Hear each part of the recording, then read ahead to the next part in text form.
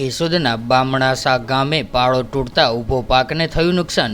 કેશોદ નજીક બામણાસા ગામે પસાર થતી સાબડી નદીમાં ઘોડાપુર આવવાની સાથે ઉપરવાસમાં ભારે વરસાદને કારણે ડેમના દરવાજા ખોલવામાં આવતા જળબંબાકાર જેવી સ્થિતિ સર્જાઈ છે।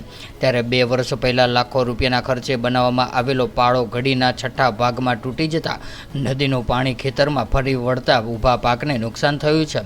ત્યારે તાજેતરમાં જ મુખ્યમંત્રી ભૂપેન્દ્રભાઈ પટેલ દ્વારા 1500 કરોડ રૂપિયાની વિશેષ પેકેજ જાહેર કર્યું છે। ત્યારે નબળી ગુણવત્તાવાળા કામો કરવામાં આવશે તો ગેડ પંથકના ખેડૂતોને તો એની એ જ પરિસ્થિતિમાં રહેવાનું હોવાનું ચર્ચાઈ રહ્યું છે।